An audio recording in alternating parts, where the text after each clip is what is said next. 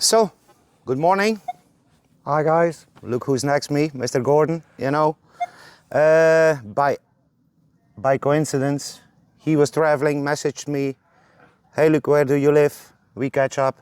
Yeah. And I thought it is a great opportunity. Yesterday there was somebody talking about ground balance. You know, MindLab recommend to keep ground balance at 0. Start with 0, see what the machine tells you.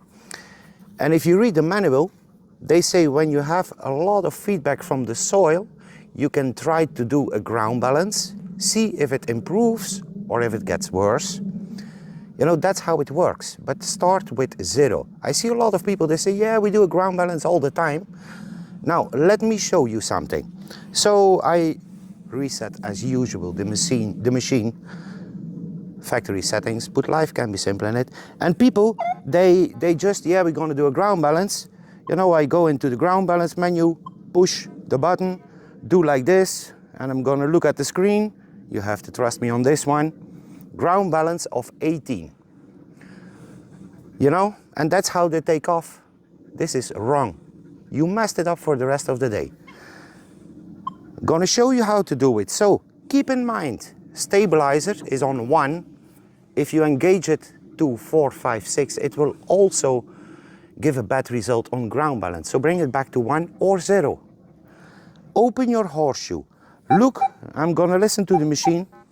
So I have something over there, and you look, that's iron, and there I have a clean spot.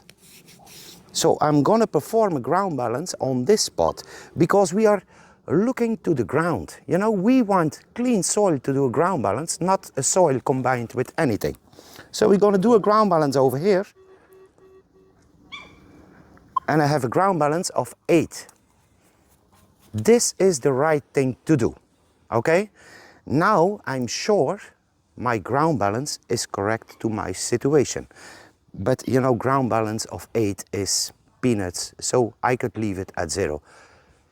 You will have to use ground balance. It will benefit you the way you, the moment you come above 30, 40, 50s. And now, while I'm talking about this part, remember, the higher the ground balance is, the more nervous the machine will come. And you remember the guy with the 11-inch who took the reinforcements away from the coil. The moment you come in high ground balance, you will have knocking issues with the coil as well. So it all comes together, you know, if you know how it works. But you know, Gordon is way more ahead of me compared to the technical part of those things. So What I'd like to add is the reason that MindLab actually put it at 0 is because that's where that coil will actually balance to a piece of ferrite. Now ferrite is the mineralization in the ground. But if you get a ferrite rod and actually try it on your machine, you'll find that 0 is exactly where that piece of ferrite actually ground balance. Another thing that I would add is that you're better off having a lower ground balance than, you know, so the ground's going to have a true ground balance. Where you don't want to be is have a higher number, like what Luke did on that first signal. It was up, what was it, 21? yeah, 21, 24 something. You do not want to have a higher ground balance number than the true ground balance. You're better off putting it lower. So again, you're better off probably putting it at 0. If there's a lot of iron and you could go wrong, stick it at 0, because you don't want to have a higher number than the true number. So you're better off having a lower number. Hope that makes sense. Personally, 9 times out of 10, no, probably 90% of the time, I will always run it at 0. And the reason being is that I only really need ground balance is if the ground is really uneven, like a ploughed field, because then you find that you're actually raising the coil and lowering the coil over those lumps. And that, if you've got it completely wrong and it's mineralized ground, that will actually force as you raise it, as you put it down. So I don't want that. But generally, you're better off, you know, keeping it at 0 most of the time.